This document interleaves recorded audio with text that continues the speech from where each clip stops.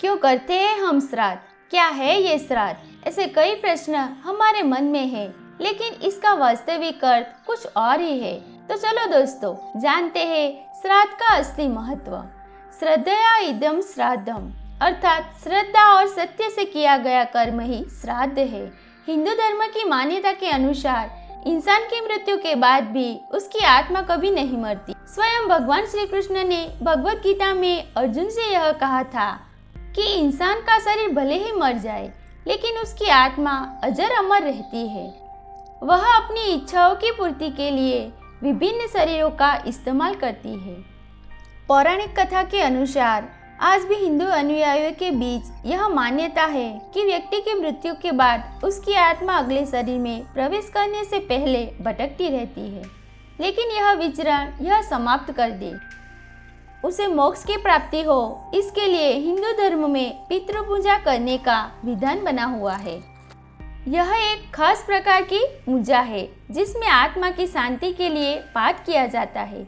लेकिन इस पूजा को करने के पीछे वास्तविक कारण क्या है, यानी श्राद्ध पूजा का सिद्धांत क्या है, पहले यह समझने की आवश्यकता है।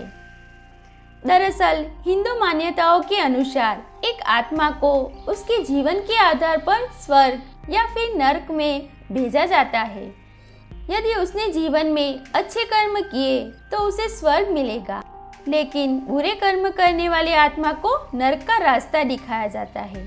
परंतु इस फैसले तक पहुंचने से पहले ही आत्मा कई जगहों पर भटकती रहती है। कहते हैं कि कर्म के आधार पर आत्मा को देव योनि या फिर मनुष्य योनि प्राप्त होती है। अच्छे कर्म कर मोक्ष को प्राप्त होने वाली आत्मा देव योनि को प्राप्त होती है, लेकिन वही दूसरी ओर अभी भी अपनी इच्छाओं के घेरे में फंसी हुई आत्मा मनुष्य योनि में फिर से जन्म लेने को मजबूर हो जाती है। लेकिन इन दोनों योनियों के बीच में है प्रेत योनि, जिसे बाहर आने में ही आत्मा को काफी समय लग जाता है। यह वह समय होता है जब आत्मा वायु रूप में पृथ्वी पर ही भटकती रहती है। जिन रूहों का एहसास मनुष्य को अपने आसपास होता है, वह वही है जो प्रेत योनि में विचरण कर रही होती है। इस आत्मा को इस प्रेत योनि से बाहर निकाल आगे के चरण यानी कि पितृ चरण तक पहुंचाने के लिए ही पितृ पूजा की जाती है। और वह समय आने ही वाला है जब बड़े पैमाने पर भारत के कोने कोने से विख्यात धार्मिक स्थलों पर श्राद्ध पूजा का आयोजन किया जाता है। यह समय भाद्रपद पूर्णिमा के साथ ही आरंभ हो जाता है। यह वही समय है जब शास्त्र के अनुसार देव कार्यों से पूर्व पितृ कार्य करने का निर्देश किया गया है।